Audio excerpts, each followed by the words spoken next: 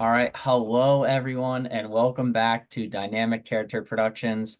I am the host of the long game, the long-standing host of the long game, Ian Moorhead, and I am joined today by my normal pairing of Lily and Morgan, but I am joined by my new co-host, Lily. Lily, how are you today? Good, good. Ready to go over the cast. And special guesting as our cast assessment extraordinaire in this case is former host Morgan. Morgan, how are you? I'm doing great. I am super excited to talk about the cast, give some honest thoughts. I don't have to like host these people, so I can say what I want without too many repercussions. Um, no, I'll be pretty tame, I think, but looking forward to it. Well, great. Yeah, the it's been a long time coming for not only just this like specific Corkscrew Cove cast assessment, but just in general, like we haven't done a pure long game in like 2 years, over 2 years. So it's good to be back. And yeah, we're gonna start with our cast assessment. We have 16 castaways for you in this season. And first is Bryant. Bryant is a 32-year-old org newbie. I feel like it's rare that we get newbies that are, I don't know, he's not old, but like older for this community, I guess. He's a director of communications, and his three words that he used to describe himself are boisterous, determined, and empathetic. I don't know. I feel like we got Brian's intro video, and I was like, I think I messaged Lily, and I was like, dude, I love this guy. Like, I don't know. It's just so well spoken. I feel like he sounds like he could have played several games before. Um, we had sent out Exile to everybody to watch just to give them like an idea of what they will be sort of experiencing this time around. And I don't think he had watched up to that point, but like it wouldn't have surprised me for him to have seen every season we've put out up to that point. Lily, I don't know if you got that impression as well. Yeah. I mean, I really liked how he talked about using his skills of, his job and stuff in his personal life to be able to read people because I think one of the hardest things for newbies in an org is that you're not all on the beach. Like you can't see where people go off. You don't get that kind of aspect of the game. So you really have to hone in on when you're on a call, like how are you getting these vibes? And it seems like he is prepared for that, which we don't really see from new people, I don't think. So I wouldn't be surprised if when they all are at their marooning, he's seen probably a lot of DCP's videos. Yeah, I think he's going to give a really good first impression. Just watching his video, the way that he talks, um, really personable. He's going to be able to connect with people. I feel like a big theme for me throughout this cast assessment is the level of experience. Um, we have some people on the cast that have a ton of experience and have done a bunch of these and they know kind of what to expect. Um, and if you've never done an org before, it can be a huge shock. But I think Brian is definitely going to be somebody who, if he can, put in the time, I think he's going to be able to hang with the veterans, so to speak. And he's a huge fan of Survivor, super competitive. And I think he has a good strategy too. He's seems like he's going to kind of play in the shadows. At least that's what he says for now. But I do Yeah. I do get the feeling that like, some people use that as an advantage. Some people actually use that as a strategy, and some people just end up being in the shadows themselves.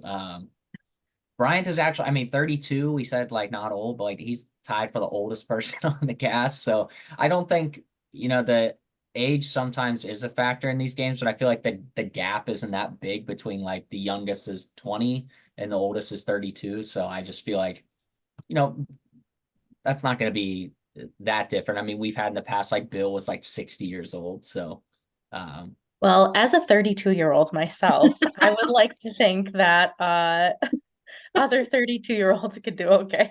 You can hang with the 20-year-olds, Moria. I think so. Okay. I also Um, liked that he totally expects to be out early, and I feel like these are the newbies that do the best. Like people that are just like, I don't want to be the first to go, then I'll be happy. I think I'm gonna go early.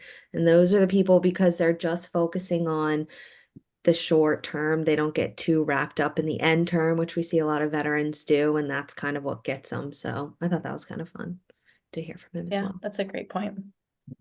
I have Bryant. I predicted where I think everybody's going to finish. I have Bryant going top 5 in this game. Whoa, top And I this can five. is see it. totally based on nothing. So I love to be proven wrong. In fact, I expect to be proven wrong. These are not good predictions or have any sort of basis. So, all right, Lil, take us to our next Corkscrew Cove castaway. Next, we have Ben Katz. He is an org veteran. He is 24 years old, lives in New York City, and he is a financial analyst. The 3 words he used to describe himself is enigmatic, cunning, and emotional, which I think is an interesting trio of words. I think it kind of encompasses a lot. So interesting to see that he analyzes himself like that. He also, in his introduction video to us, defined himself as a cutthroat player, but I think this can either go really well or really bad. So I think it just depends on, does he know when those moments need to happen?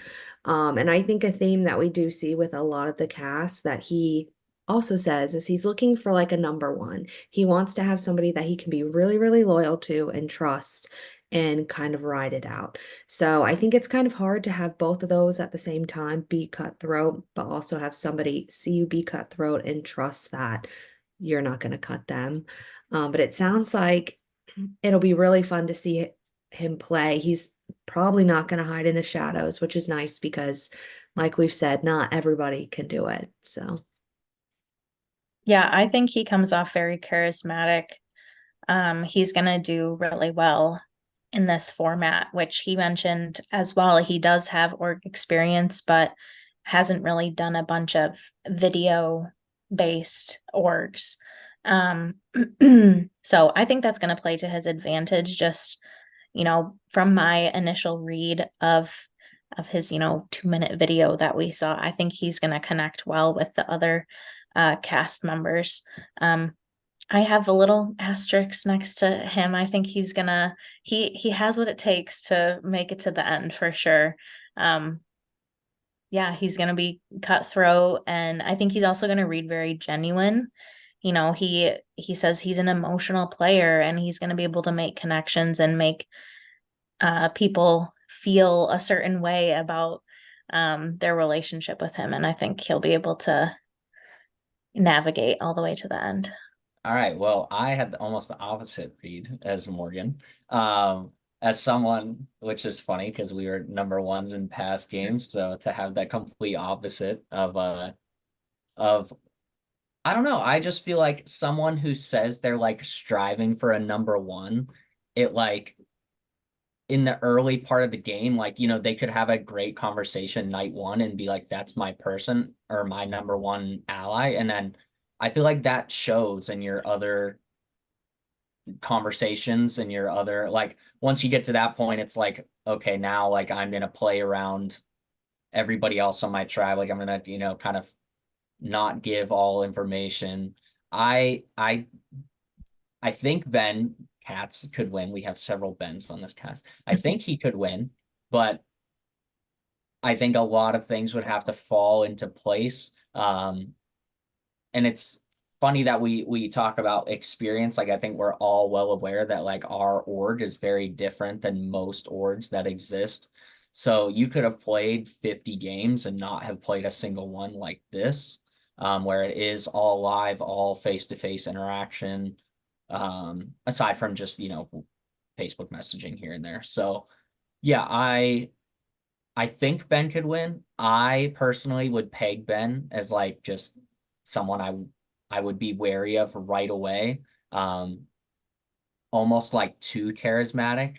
So I mean, it's like great in life, not always great in Survivor. So, I I like to be proven wrong. So I hope Ben Katz proves me wrong. I have him as I split everybody up between post-merge, merge boot, pre-merge. I have Ben Katz at merge boot because I think he would be an easy person for everyone to get together and be like, this guy's gotta go. Again, that's just my prediction. So we have all across the board, it sounds like. So at least one of us is gonna be right. Yeah. I love it. Okay, next we have our next Ben, although he goes by Benji Horne. He's 26 years old. He is a org veteran, a DCP vet. In addition to that, he's a physician's assistant and lives in Indianapolis.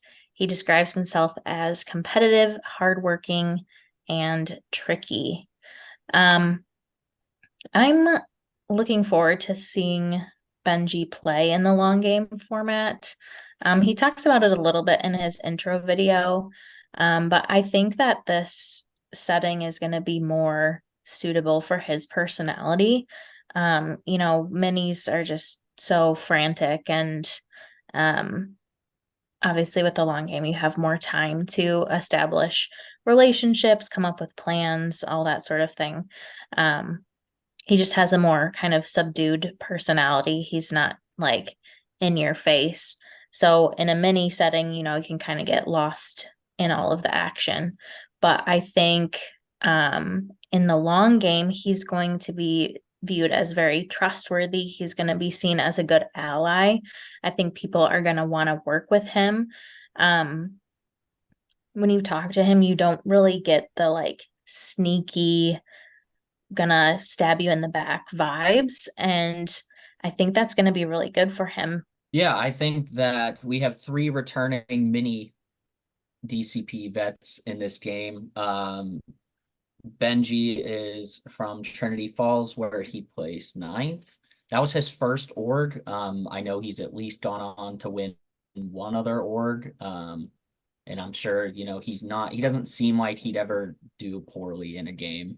I do have Benji going in like the 6 to 8 place range, which is always where I feel like people who could win the game are like just their games aren't subtle enough, or like their games are almost too good to, or I guess that's what I just said, but their games are like too out there. Like everyone kind of sees them as like, okay, let's use Benji for now. Let's work with Benji. Like he's a trustworthy ally, but like we got to get rid of him at some point. Like I could see him being in a group of 3 where he's like on the outs of the 3. But again, I expect Benji to do well in challenge portions of the game. People with org experience definitely are best, not best known, but they're best suited for challenges. They kind of know what to expect. They know how to, work around the rules a little bit. So, yeah, I look for Benji to do well.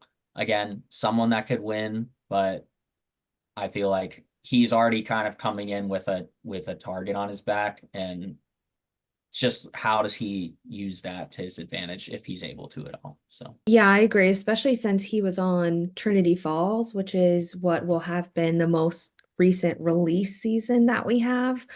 So if people are looking for recent challenges or anything, they might see Benji pop up.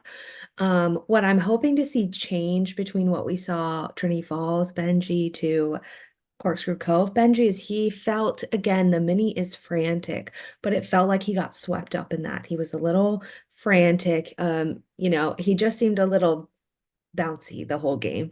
And I think that can burn out real fast in a long game, but I know he's played a bunch, so I don't think that's what's going to happen. What I do worry about is he seems like one of those players where if not a lot is happening pre-merge, let's say their tribe doesn't go to tribal a lot, there's just easy vote outs, they don't get to really play the game early on, then they seem to go really, really strong, or they push kind of too far when it's not needed in the beginning, and that puts them as a target. And I could see Benji kind of falling into that category, but all the pieces have to fall right in place for that to happen to him.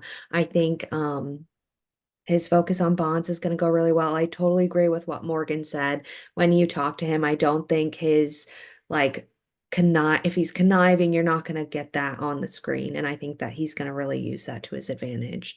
I had him going as post-merge, so I kind of agree with Ian on his placement. All right, next up we have Josh. Josh is another org newbie. I love these people. He is a doctoral student in audiology, and he's from Knoxville, Tennessee. His 3 words to describe himself are goofy, logical, and collected. Collected is an excellent word to use when it comes to Survivor. I think Josh is the type of person that, like, I don't know, I'm trying to think, like, he reminds me of like a McKenna Inglis or a I guess you, Lily, a little bit, where he, like, you know, is a little like taken aback at first at how much the game requires. But then he can easily catch the flow of the game. He seems like a very easygoing guy. You know, he's a doctoral student. He has a very, very nice connection to that as well. Like, he has hearing loss, so he is like giving back to, you know, he's trying to help people with hearing loss as much as he can. He said he's a former athlete. He plays in a band. So I think he said, and I agree, that he has like a lot of avenues to connect to people. He can use several different streams to find a connection with people. And I think that's very important because you can acquire a lot of different allies in that way. And, you know, you can become 4 people's number ones based on 4 completely different conversations that you had. So I look for Josh to do very well. If he's able to keep his footing, like as in keep up with the game, I feel like he has a very good shot.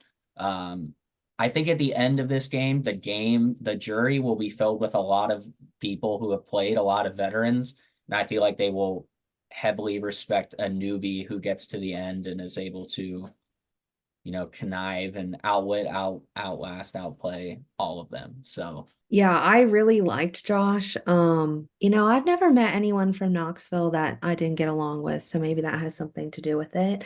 But I do think that he has a lot about him, a lot of interesting things. He talked for like the first 5 seconds in his video, and I got like 5 things that I could connect with him on, and they were like weird things. So I think that he's going to have something that he can connect to every person with, which I think will help him as he is a newbie make those connections, because I think he's going to lean into those.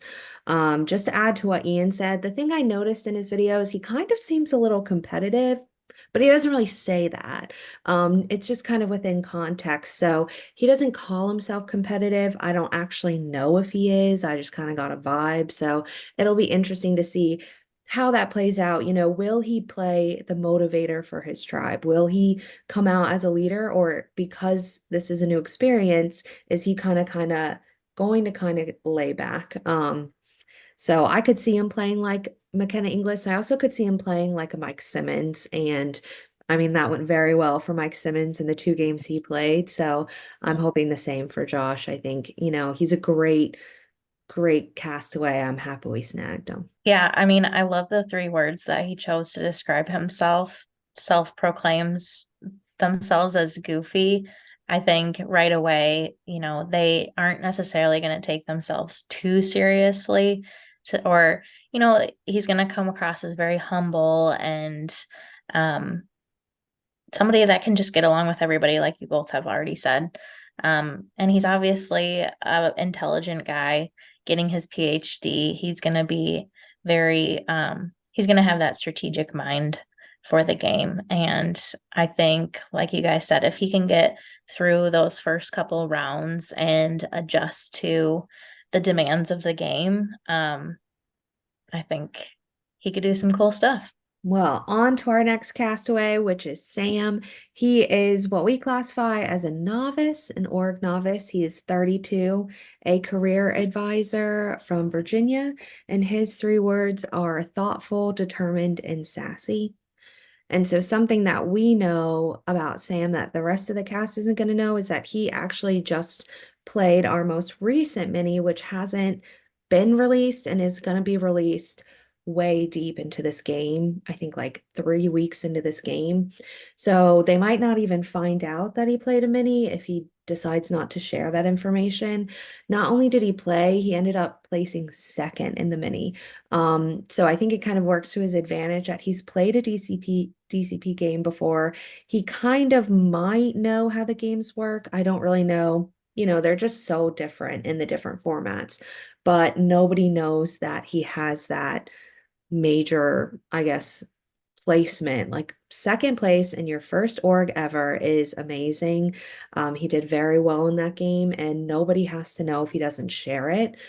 It'll be interesting to know if he will share it though, because again, he played in a fast-paced org where people might have talked about veterans, but they didn't have in-depth conversations, right? It wasn't a big part, which in long games, there's just more time. So you just have more time to uncover things throughout the game. So it'll be interesting to see what he does with that. And then the other thing that I wanted to point out is he said in this game, he wants to focus more on just having fun, enjoying the challenges, enjoying meeting people. And I think approaching a game like that is going to help him tremendously because as we go through this cast, there are a lot of novice and newbie players, and they might want a veteran to tell them how the game works, but they also want to play with someone that just wants to have fun. I mean, we saw Bill in Exile Island. Everybody loved him because he just kept saying, this is a game, like we're here to have fun, like, relax a little bit. And so I think approaching the game like that is really going to help him adapt to this different style game, but also hopefully make those connections he's going to need. I don't know. I didn't watch. I was not there when Moneda Bank was being played, so I didn't watch him play. But just watching his video, I don't know. I'm kind of worried about how he's gonna do because I think he's kind of coming into it like I'm so great at this. Like I went to the end on my first org. Like, of course I'm gonna do it again. And as we all know, there are so many elements to making it far in an org or being first boot. I've played different games and I've had a wide spectrum of placements. So I think he could very well go far again, but I would not be surprised if he does not do as well as he did in the mini. I don't know. He kind of just had like a little cocky vibe to him, kind of. So we'll see. Maybe when he's interacting with the other players, he'll come off less cocky, but I hope it doesn't bite him in the butt. Yeah, determined was like the perfect word for him because again, he like that's kind of how his mini went. Like he was very just determined to get to the end, regardless of how that was the case. Here's exactly how I think Sam's game's gonna go. I think he thinks he really outplayed a lot of the people in the mini, whether that's true or not. His placement does say that he placed better than whatever 12 other people. I think Sam is going to come in. I think, he might come off a little that way to some people. He's going to fall into like the Benji Jordyn type thing where it's like, okay, we can use their DCP knowledge. I see Sam going out early in the merge in the first couple votes as just someone who kind of gets like placated again to the side. Like even if it's a alliance of like Sam, Benji, and someone else, I feel like Benji will have nurtured that relationship slightly better. I am looking to see what Sam can do with those bonds though. I just based on his video and what we saw in the mini, I feel like for some reason it might be more difficult for him to create like a long lasting bond or a strong bond with someone. Like, for example, like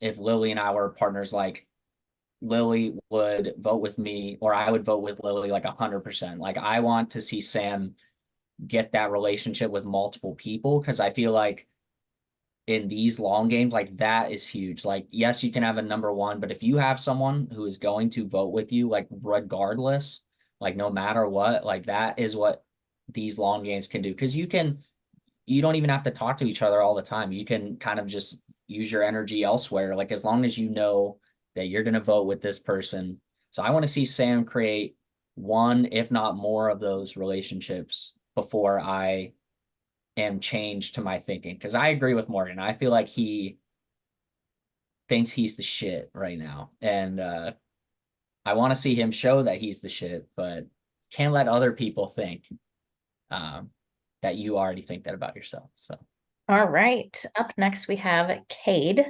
He is an org vet at the young age of 21. He's a cashier from Texas. His 3 words to describe himself are funny, calculated, and personable. This is another person that I'm hoping they prove me wrong, but just from some of his answers, you know, he says he's like super likable and he's like the host's favorite player. And I don't know, he's just like hyping himself up a lot. And I'm watching this kid's video and I don't get the hype. If I'm in a game with him, I would not want to work with him. He just, I can tell he's going to be kind of a slimy player, and he just is not somebody that I feel like I would ever be able to trust. But he just came off as very disingenuous, and maybe he'll present himself differently when it comes time for the actual game. He did say he's a vet, so he understands the importance of being active very early on, and that goes a long way with getting some footing in the game. dude, Cade is so funny because like we interviewed him and chatted with him for a bit, and like I don't know, just not what I was expecting. And then we get the intro video and it was kind of what I was expecting. Like he said, I'm gonna play this game for myself. And while, you know, that might not be the best for his gameplay, I think it's like for me, I like appreciate that because we don't get many people just saying that. Like it reminds me of like Mike Rick or someone that's like already kind of okay with the role they're gonna be perceived of. I don't think people like that can win. Like I think Cade should just get merge boot like tattooed everywhere, all over himself.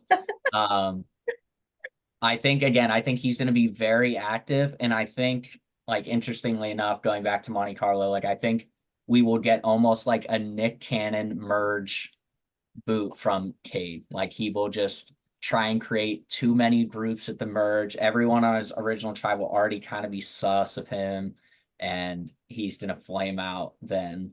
But I agree with Morgan. Like there's no way in hell I would ever work with Cade in a game. Like just based off the video. I mean, but if he knows the importance of being active, again, that's a huge thing in these games. Like first week, if you can build those relationships, like that can do a lot for you.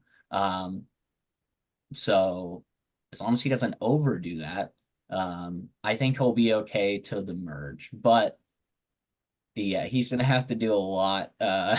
He's gonna have to be a lot more interview Cade than he is intro video Cade in order to do better than my projection or Morgan's projection even. So No, I actually really like Cade. I think here's what I feel about Cade. I feel like I would talk to Cade and I'd be like, he's a great shield. He is a great shield for me to constantly stop the votes from getting to him until my name comes up and then I go for Cade.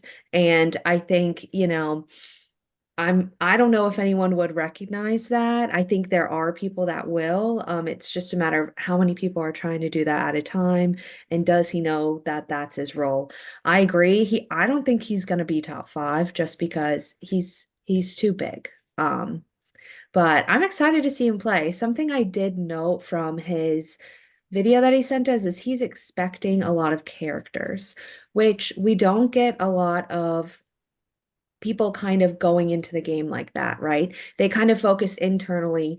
This is what I'm gonna do. I'm gonna do this. I'm gonna be a character, or I'm gonna hide in the shadows. Not, okay, how is the game gonna be going in? Who am I gonna be surrounded by? So I think it just shows that as a vet, he kind of thinks about things differently. And although he kind of seems a little bit like too big for his britches. I think that him saying that shows that he might have more awareness than he's letting on in that video, and that might be part of his shtick anyways, right? He might realize that the way for him to get farther is to be that meat shield, so he's going to be this like cocky son of a gun. That's what I'm hoping for him. But yeah, I'm excited to see him play. Those are some good points, Lily. I am excited to see what he does, regardless. Yeah. All right. I wrote in my notes the second coming of Connor Clark question mark. Yeah, he really is. That's like Yeah. aren't all 20-year-olds just like too big for their britches? All right, well, 20-year-olds. Speaking of 20-year-olds, our next castaway is a 20-year-old, Kolby. He is also an org vet, and he works in customer service and is from Atlanta, Georgia. His 3 words to describe himself are outgoing, confrontational, and talkative. So just right away, just 3 words that are like, he's not going to hide in the shadows. I can tell you right now. Lily did mention earlier he is out of retirement for this game, retiring at the young age of before 20 years old from orgs. So yeah, I know Kolby and Cade as well. Like they played in some Discord orgs, some Snapchat orgs. I don't even know what that entails. So this is so much different than that. I believe this is either Kolby's first or second, like, and again, they consider this a messenger org. I think this is a Zoom org. And I just don't think those are super prominent. So Kolby is another person. Can he adjust to this type of game? I see Kolby as like the shield people use, and then right away people are going to be like, we don't want to make a decision, let's just vote Kolby. Kolby is also someone I don't think they can let get super far into the game. I think if he ever gets some sort of social footing, whether it's like mid-merge or something, I feel like he's played a lot, he's probably seen a lot of the game, whether that's like other orgs or Real Survivor. I feel like Kolby is someone that could do well if given if you give him a penny, he's gonna make that shit a nickel and then a dollar. So yeah, I have him going pre-merge, but I think that could, pre-merge or top 5. I feel like those are the 2 options for a couple of things that are like very contradictory for me, which might just be my interpretation, is, one of his words is confrontational, I think Ian said, and that is like a lot for a player. And there's a lot of people that want to hide in the shadows and they don't want to have those confrontations. And so I do agree. I think he's either going to be one of the first few or he's going to find himself at the end. From his video that he gave us, it kind of felt like he was underselling himself. Like he seems a little nervous, I think, coming back from retirement and going into this game. So I'm hoping that's just pre-game stuff. And then when the game actually comes, he'll kind of get this cocky side, but you can't have it both ways. You know what I mean? So it'll be interesting to see which side he picks. Yeah, I mean, something to note also, which I was thinking while we were talking about Cade, with Cade and Kolby, there's just a whole different language that kids those age use. Kids those age, I sound old, but like, just it'll be interesting to see how they kind of communicate with people that are 30 years old and up, because it is just different languages, different words. You communicate on different platforms, and so yeah. Those are my thoughts on both of them, but also Kolby. Yeah, Kolby definitely reads as a 20-year-old. Like you can tell that he is young, which is not necessarily a bad thing. But, as a elderly person myself, it's just different. It's not necessarily that he's not going to be able to connect with people, but you just have a different energy when you are 20 years old versus when you're 30 years old. Although he does have experience playing these. So that will be obviously to his advantage to some extent. It seems like he is going to have a lot of time to play this game. I think it was him. I wrote down that he works from home. Mhm. So he's pretty flexible with his schedule. And again, this is somebody who understands that being active is an important thing. Being available makes a difference. So I think that's going to get him through, honestly, the first few rounds, because I do think we have at least a couple people on the cast that aren't going to be prepared for the level of commitment of the game. And that's going to unfortunately bite them in the butt in those early rounds because, people are looking for an easy excuse to vote somebody out at the beginning. So just being active and being present, I think, is going to get him through the first little bit. Yeah, I think like just while we're here talking about the two of them being young and us is so old, like I do think if one of them is able to connect with, like a Bryant or a Sam or just someone, again, on the older side of the cast, like that could go a long way for them. Like then, say Cade and Bryant have a great conversation and then Bryant is able to share with his allies that like he gets a lot from Cade, like they had a great conversation. I feel like that just having one of those people in, because once you come off the opposite, like say they had that same conversation and it doesn't go well, like they don't mesh well, then I feel like it's kind of toast for that person. Like if they have a conversation early in the game and it's with anybody, it doesn't have to be the older people in the cast, but anybody, and it's just like, oh, they speak a different language than me. Like, how do you talk with that person day in, day out about strategy, about anything? Because I mean, you need to connect in these games to work. You want to keep people around. I think Lilly said it. You want to keep people around that you want to play with, that you are going to have a good time with. So, you can't have a good time with someone that you don't connect with at all. And to round out our young castaways, upcoming we have Tommy Fry. He is also 20. He is from Pennsylvania and he is an ice cream scooper. His 3 words to describe himself are shady, quirky, and loving. So I adore Tommy, having never met him. I want him to do so well, but I also understand I won't be playing a game with him. No, but I think actually he's very endearing, I think, to a lot of people that will be on his cast. I don't think he's gonna be one of the first few people to go, but I think he is at risk of going pre-merge just because like it seems like I just want him to have more confidence in himself. I want him to come in with the Cade energy, with the Sam energy and be like, yeah, like I'm the shit, but I'm also endearing and like kind of quirky and I have some weird things about me and like let's talk about your favorite ice cream because I think if we get that Tommy, I think he does well, but he is new to the org, so I think the pace is going to be difficult for him. I think that he's not expecting it like a lot of the newbies, but I worry that he won't catch up in enough time. But I think if he does allow people to get to know him, I think they're going to find him a great ally. If I had Tommy on my tribe, I'd be like, he's who I want. I want Tommy.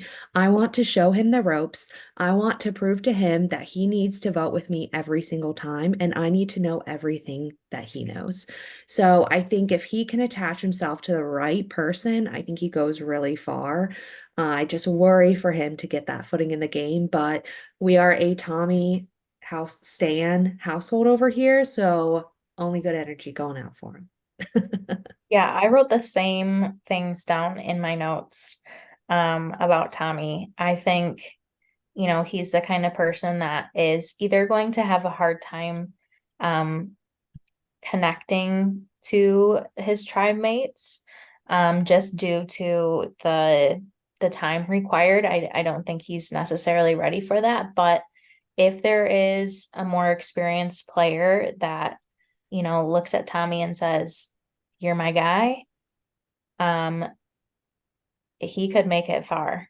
So I think it's going to be one or the other. I don't necessarily know that he's going to be making his own strategic big moves. Like he said it himself in his intro video that he's not a physical or strategic player. He's a social player. So he's going to have to rely on the social bonds that he builds to make it far in the game. He did seem a little nervous in his intro video, which is understandable. Hopefully, you know, once the game gets going, that will, you know, subside a little bit. But yeah, I hope that he is able to find some people in his tribe that will kind of take him under their wing and have a good time playing the game. Yeah, this is also a Tommy Stan household over here. Tommy is like from 20 minutes from where I grew up, which I didn't know that. I don't know Tommy. So you know, I'm already standing Tommy just from that. But yeah, he just from his video and from his answers, like is just a very lovable, like kind-hearted person. Like Lilly usually says, like just want to like tuck him in bed and like make him a little sandwich. So Tommy is someone that I'm gonna again compare him to someone that we've seen in the past. Like I could see him being like the Victoria in the Victoria Jonathan duo. Like, you know, just even though Victoria had played with us before, it just seems like, you know, non-threatening, but like understand, like doesn't necessarily use strategy as like a focal point, but like understands the game. And again, I think in Victoria's first game, she didn't understand the time commitment. So again, something that I think Tommy will also struggle with. I agree with both of you. But again, Victoria could have easily won Monte Carlo. So, you know, Tommy, once he catches his footing, it's a matter of like what he does then. Is he going to be okay with that? Is he going to, I would also be shocked if Tommy creates a move or completes some move that he gets other people to get involved in and does on his own. But you don't always need that to win. I have Tommy finishing top 5. I refuse to write anything else down. All right. Up next, we have Jared. Jared is 26 years old. He's a retirement plan service processor from Fort Wayne, Indiana. He's 26 years old and describes himself as chill, attentive, and passionate. So he's a veteran of orgs. He says he hasn't played one like this, like our, you know, the DCP style. So I don't know if that means like the video aspect of it or, you know, the production aspect. I'm not sure what he means by that, but I think he does, though, understand the importance of being active. He is very available. He's gonna go all in. He's gonna put the time in. From his video, it was hard for me to really feel a connection with him, and he might bring a different energy to the game chats. But I think he's really gonna have to put himself out there to get some of those connections. Even though he is a vet, you know, he could kind of get lost in the sauce a little bit with those early rounds. To an extent, I agree. I thought he came off as like pretty stoic in his video, which again, like we talked about with Tommy, it's okay to be nervous in these videos. I mean, like I wouldn't really know like what, I mean, we give them prompts of like what to say, but you know, it's filmed. You're not used to this. Even if you play it again, you're not used to the level of production. You're not used to, you know, the quality or the in-personness. Like that's the thing. You could be a vet and like I said, played 50 games and all of them been over Messenger. Like you've never actually had an in-person recorded conversation with someone about the game, about strategy. It's very easy to read a message and sit there for 5 minutes and think about what's best to say. Here, you have to immediately get that out. So I look for, based off the video we got, I do see Jared going early. But I think if, again, if he's able to pick up on, the social aspect of the game early, then, I think Jared could do very well. I feel like he has a lot of life experience, like in his job, he probably sees a lot more than most 26-year-olds, but chill, attentive, passionate. Like if he's going to be chill and passionate about his tribe winning and attentive to detail with his allies, I mean, if he uses those 3 words, he could do very well. Yeah, I agree. I need to see the passion because right now I think, in a way, he's not giving anything in his video that he gave us, which could just be, he's nervous, he's unsure. But I'm watching this video and I'm thinking, okay, I'm getting on a call with this guy and this is what I'm getting. I'm thinking, if I'm paranoid, which a couple of the people we have playing say they're paranoid, I would be like, he already has a group of people and I'm not in it. Because he's not, this video was to kind of give us information, give us a vibe of him, and we didn't get a lot. So my fear is in these video interactions, maybe it's different when he's interacting with someone, but if he's not giving enough, whether it's detail about him or, how he wants to play, what he thinks about someone, if he is this stoic, chill person, which is great in real life, it might not transfer over very well on video.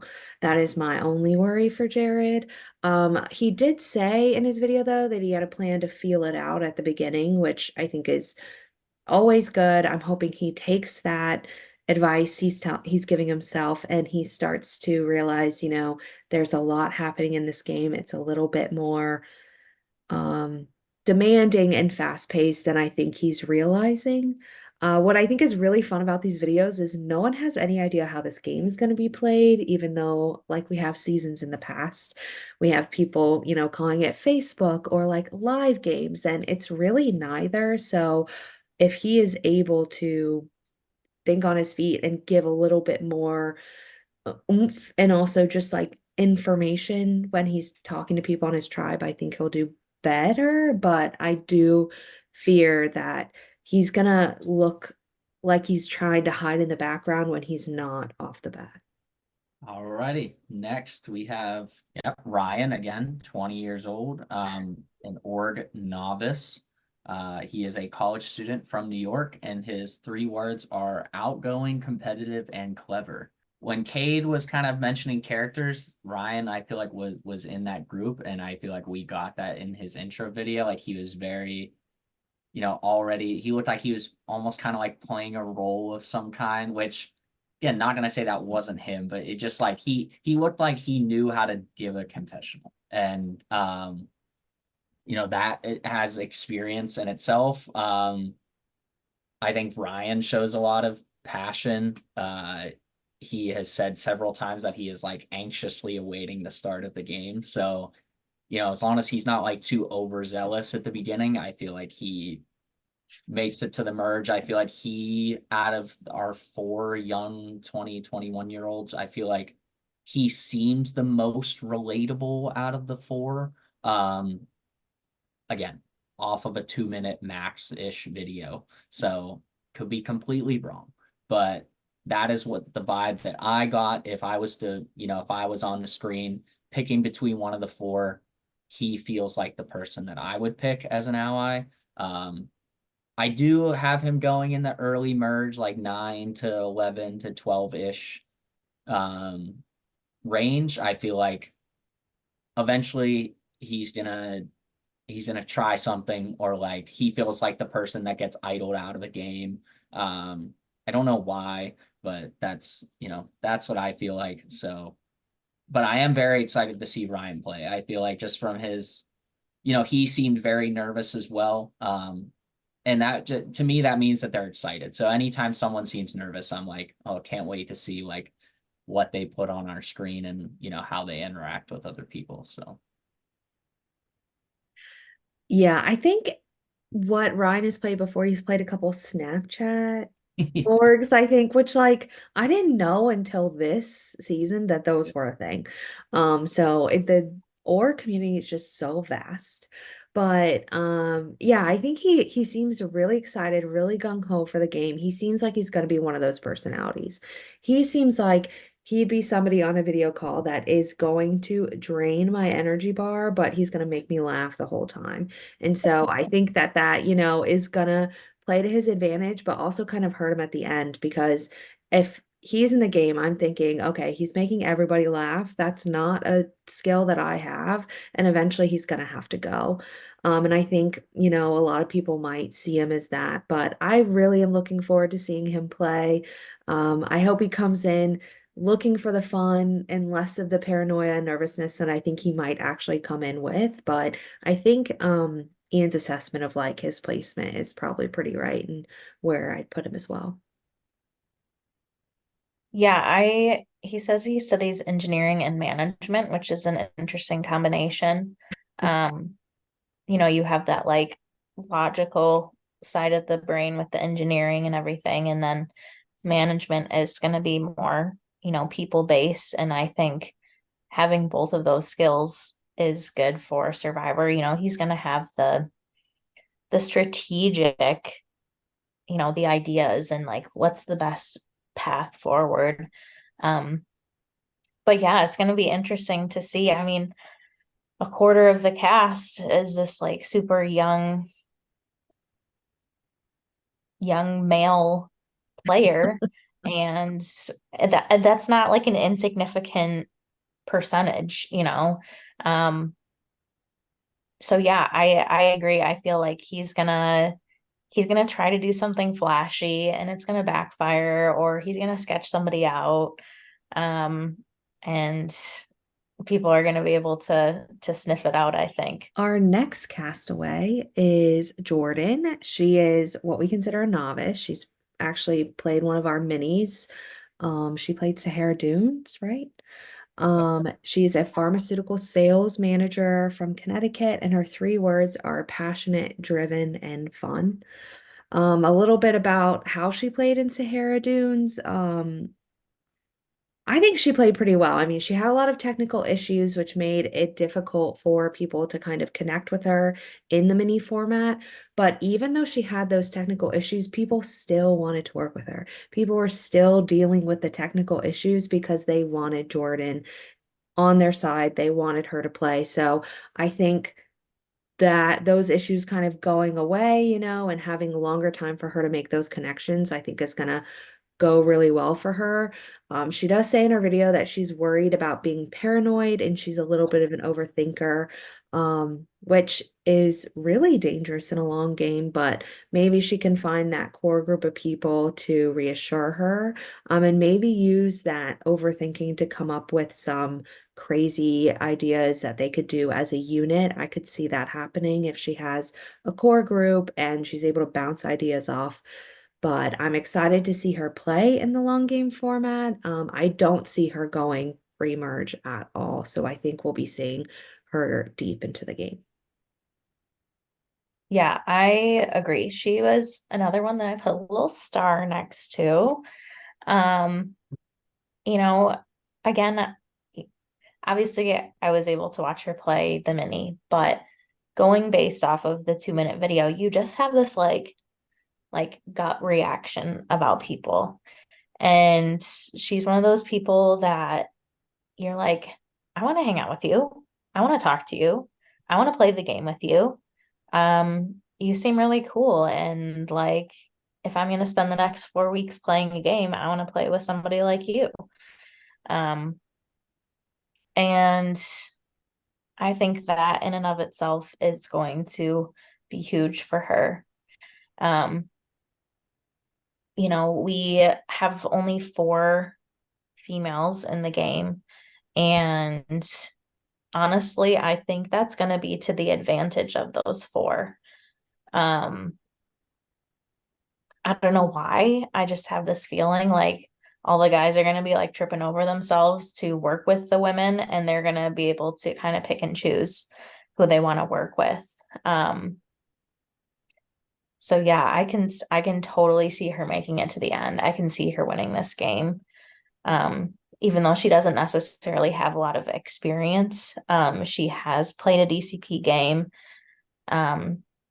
more or less understands the production style and kind of what to expect. Yeah, Jordyn should get 6th place tattooed right on her forehead.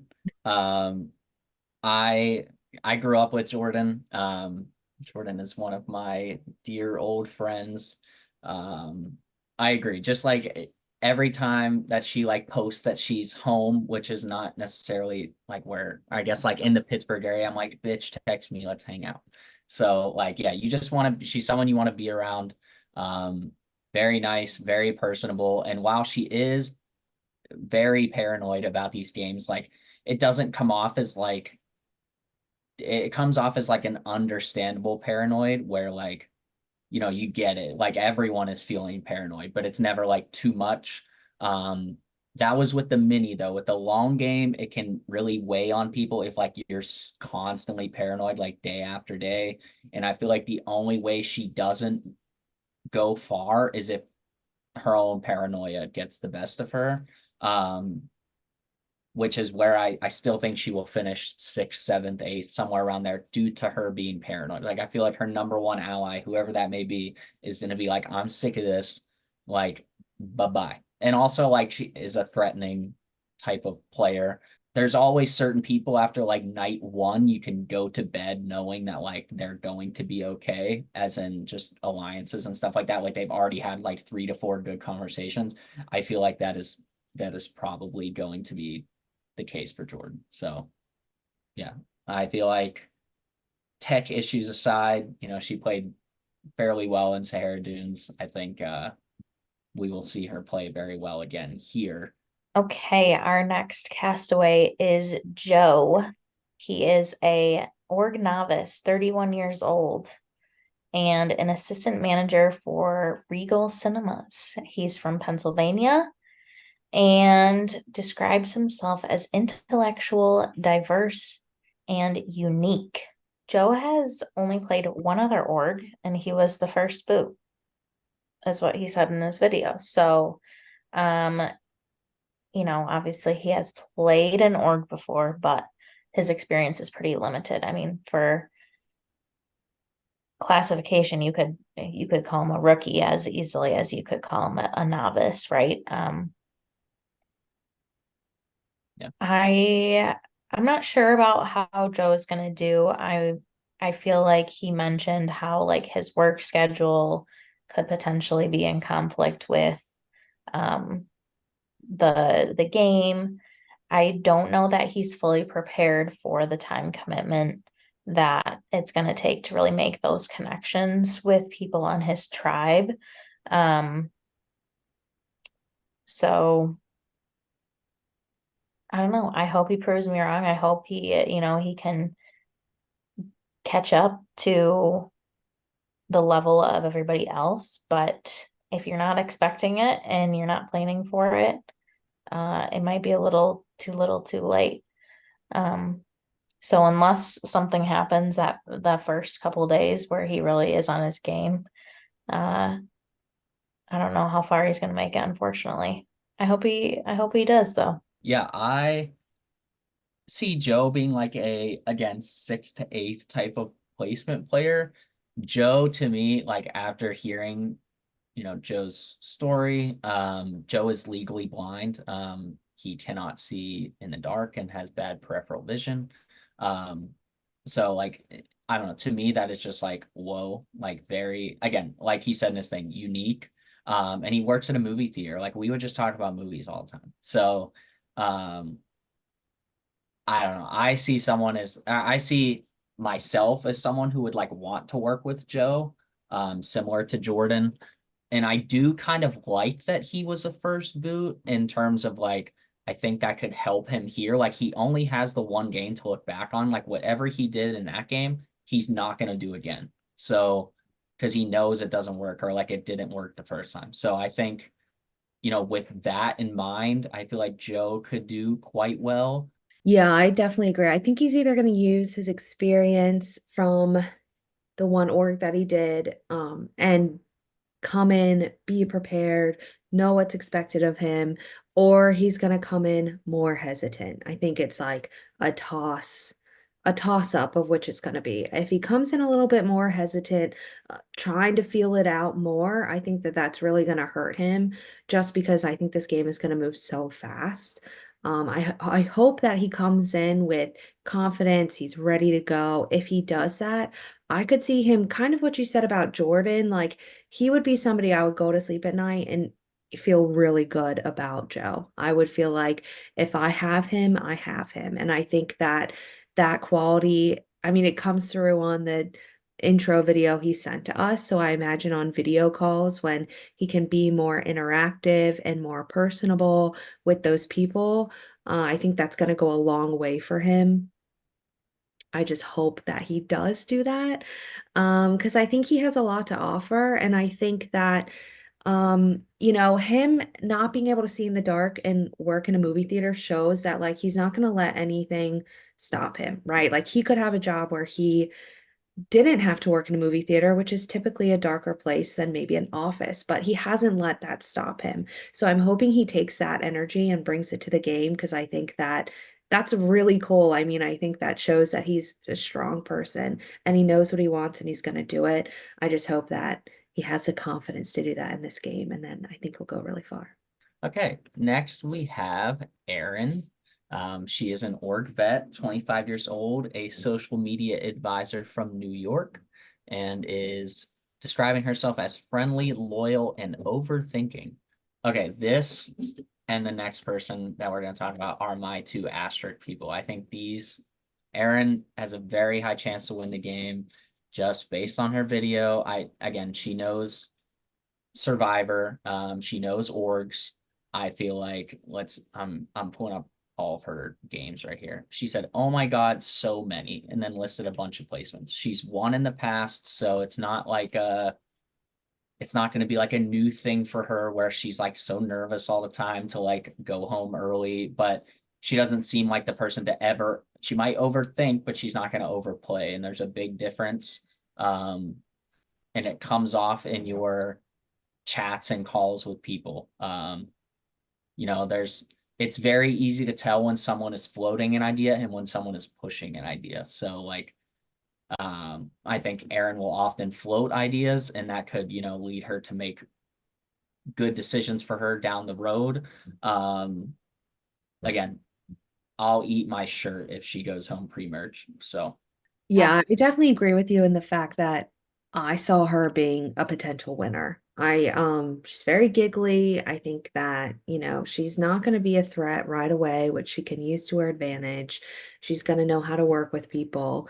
And she also mentioned, a lot about adaptability in her introduction video. And as we've talked about throughout this cast assessment, adaptability is huge in being able to navigate an org, but specifically a DCP org, because there's always just something a little bit different. The cast is always just a little bit different than a lot of the orgs that people come in contact with in the past, from what we've heard. So I think that she is going to navigate that really well, and I think she has a really good chance. And like what Morgan said about Jordyn, Erin comes on my screen, I want her in my court. Like I want her on my side. Even if I know I'm going to have to battle her at the end, I'd rather have her on my side than on somebody else's. So, Yeah, Erin is another one of my asterisk people. She lives in New York, but she's originally from Michigan, so gotta go with my fellow Michigander as well. But that's just sort of the cherry on top. I think she totally has, the skills, the experience. She's one of those players that is going to be able to come into a game and assess, like, okay, I can take this newbie under my wing, or I know how to handle these 20-year-old boys that think they're all that, right? She's going to be, she's done enough of these that she's going to be able to navigate the dynamics of however the game unfolds. And that just comes from experience. that she has. And she just comes across as somebody, again, that you guys have both said you want to work with her. She's disarming. She is super like bubbly and happy and doesn't come across as like conniving, but you know, you have to be cutthroat to win games. So she has what it takes. Up next, we have another Ben Hathaway. This is his first time playing an org. He's played a couple LRGs, I think. He's 25, a creative writer from North Carolina. He is charismatic, creative, and daring. So in his intro video, he gave a lot. He's going to be one of those characters. He's super interesting. I mean, in his intro video, you know immediately, whoa, can I speak? That he is going to be strategic. He is going to lean on that strategic leg that he has. I think he has all of it, strategic, social. I think he's going to be good at challenges, but I hope that he's able to shield his strategic, like we've been talking with some of these big characters, because he's got to be able to know how to navigate these moves that he wants to do amongst this cast. He has said that he likes to play a flashy game. He likes to play big, which I think you can see in the video, but he also said he likes to play the game as it comes to him. And I think that, again, that's something we didn't hear from any of these other castaways. He is aware enough of his ability and need to adapt that even if he wants to railroad the game a certain way, the game might not let him do that. And so I think him being able to understand that going in is really going to help him.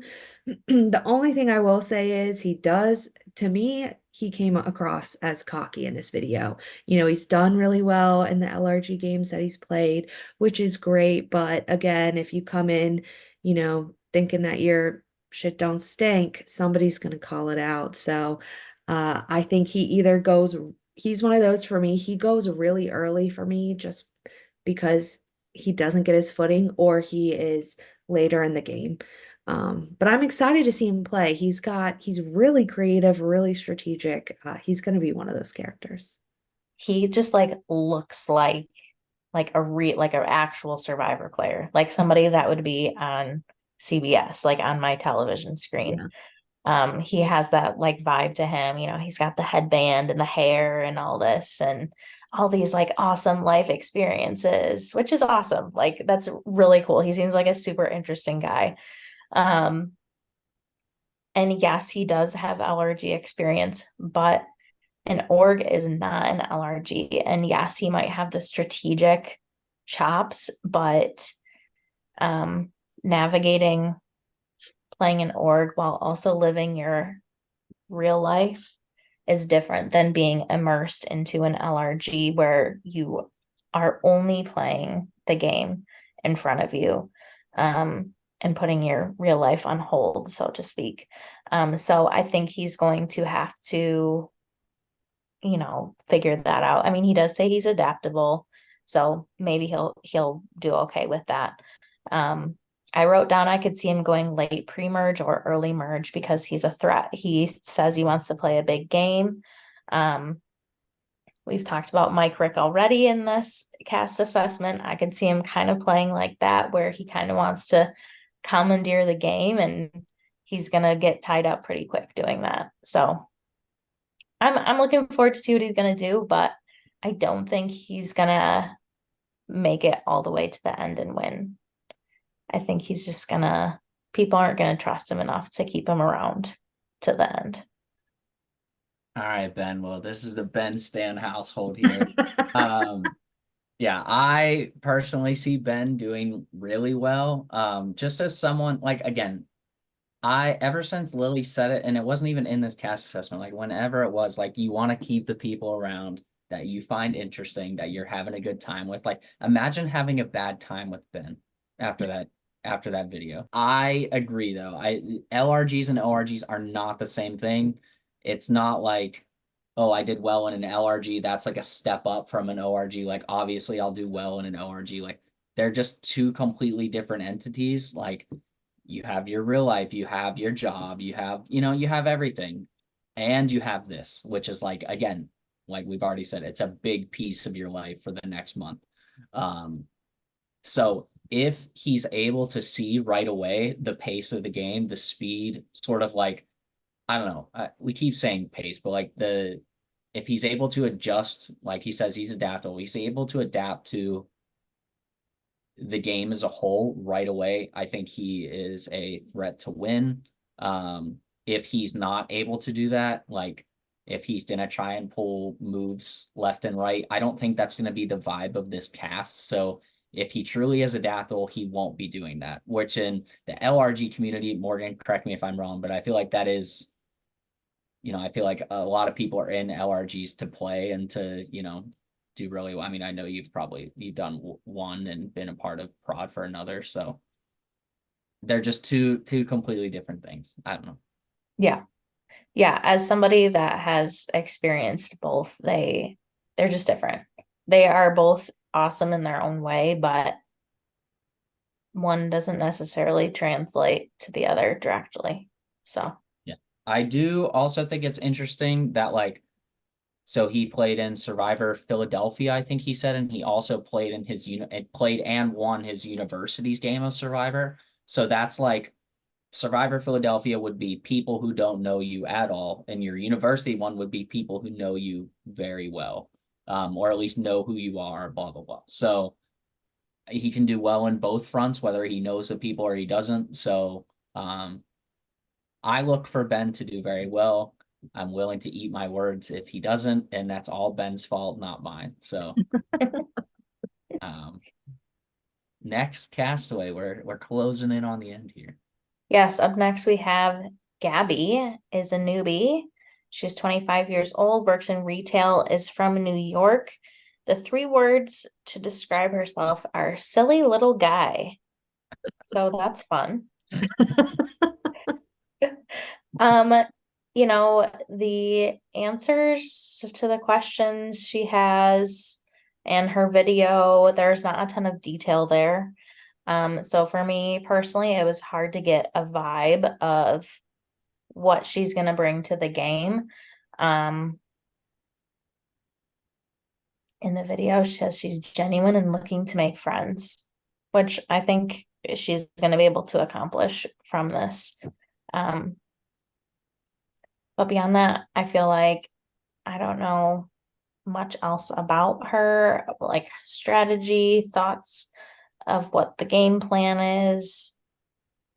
I'm never gonna like tell people are always saying like, oh, is my video good? And like I haven't even watched it yet. And I'm like, yeah, it's fine.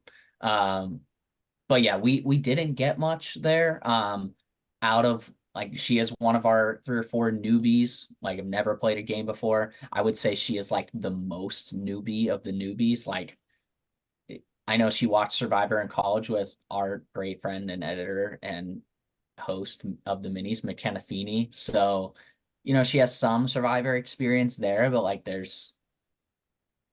I don't think she's like a super fan or anything. So yeah, I think if I fear the game is gonna come in like a tidal wave, and she is just gonna be standing there like the silly little guy she is, just waving, looking right to left. Everyone's getting ready for the wave, and she just gets swallowed up.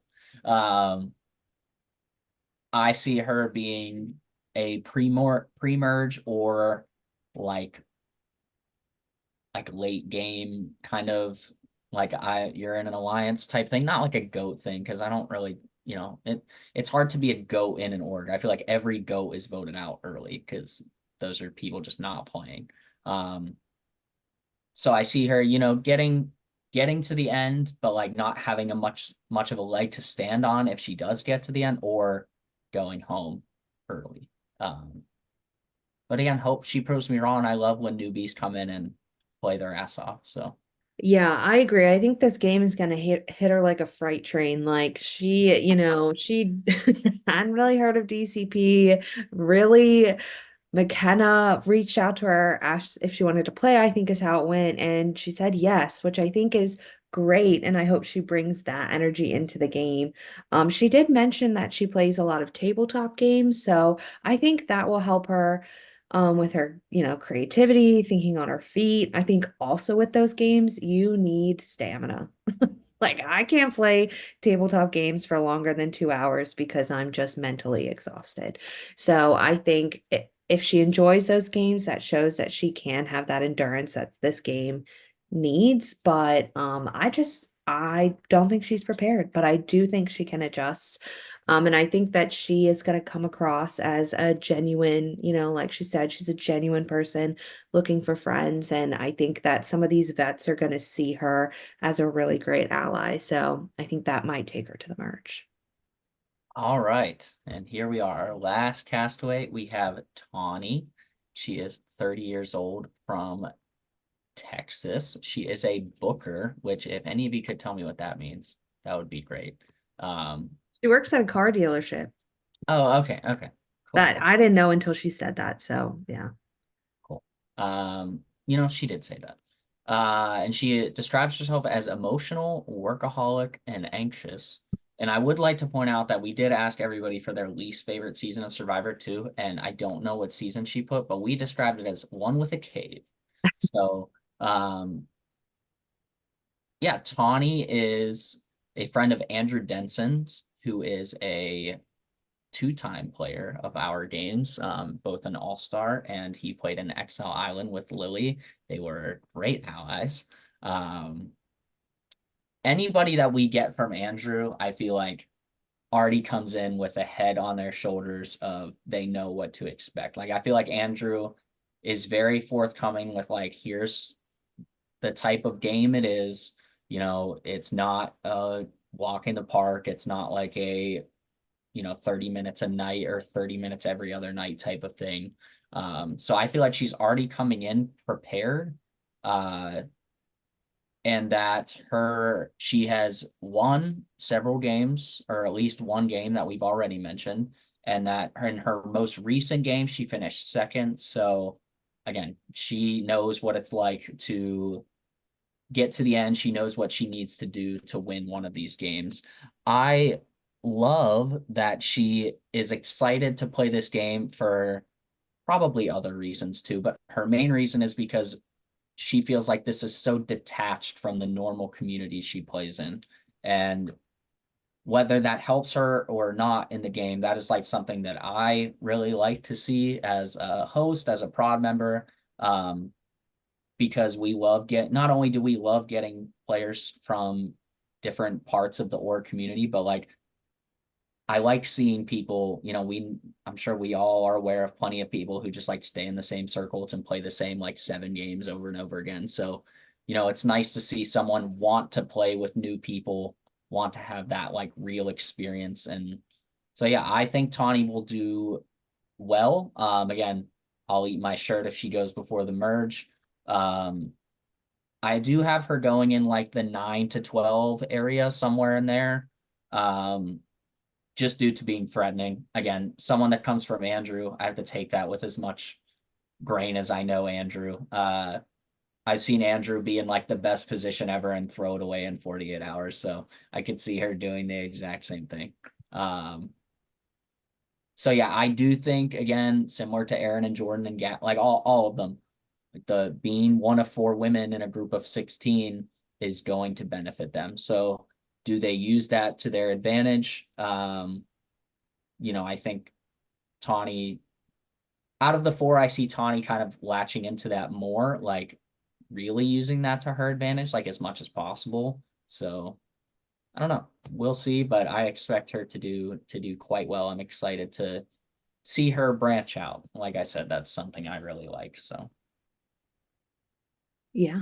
Tawni is like the typical veteran that every newbie thinks a veteran is. She has studied DCP. She has already gone through both long games. She's on the minis now. She's seeing what kind of games, she plays. She even messaged Ian and I. She's excited to be able to open up the package so then she can start practicing games she's seen played in DCP games. So She is studying hard, and I think that that's great. You know, she's trying to use every advantage that she can get, but I think that can be very, very intimidating, especially for a lot of this cast that does not kind of fit into that category. But I think she's smart enough not to kind of let everybody know that she's doing that. Tawni is a character. Like, I am excited for her confessionals. I think she's going to be great. She would be somebody I would want to ally with. She's giving me like Mackenzie Newcomb vibes from Exile. Like, she's going to tell it to you straight and you're going to know how she feels, which I think there are pros to that, but it is going to end up biting her. I think maybe a little bit later in the game than Ian guessed. I would say like 9 to 7 range is where she's going to go, just because she's doing too much, she's overplaying, or people have just had enough. And I think that, that's still a really good placement, but I think that she just has a lot. She's just a lot, and it's both good and both intimidating. So I'm excited to see her play. I could totally see her and Cade or her and Kolby like squaring up. Kind of like how John and Mackenzie squared up. Like, that to me, that just feels like that's going to happen at some point. And I'm here for it. Yeah, Lily, you literally took the words out of my mouth. Like, she is like what you think of when you think of an org vet. Like, she has been around the block. Like, she has seen it all, and she is doing her research, which is super impressive. Like, she's gonna, have that knowledge almost as well as somebody who has played one of DCP's games, I think. She's going to understand how the challenges work, the different kinds of twists or advantages that have been used by production in the past. Obviously, she doesn't know what you guys have in store for everybody this season. But, she has at least a little bit of an idea of how production's mind works with these games. I think in a lot of ways, she's going to be able to run circles around some of these newbies that have no experience. She said she plays dirty and maybe kind of tends to take things personally, plays a little bit emotionally. Maybe it won't be as much since she doesn't know anybody. She's played a lot of games with people that she knows, and that can tend to get a little bit messier than people that you're meeting for the first time. So maybe that'll be good for her. But yeah, I think she could maybe get herself into a little bit of trouble. I don't think she's going to be able to make it to the end because of the same reason that you guys were saying, like, people are going to be able to see how she's playing the game unless she's able to kind of tone it down a little bit. I think she's going to be mid-merge. That's my prediction for Tawni. All right, so winner pick, I'm gonna say is Erin. And my top three with that are, I'm gonna put Josh and Tommy in there as well. Wild card to Ryan. I feel like that guy could do it. But that's my top three. Or my final three. That's my prediction. That's pretty close to what I was gonna say, honestly. That's why I went first.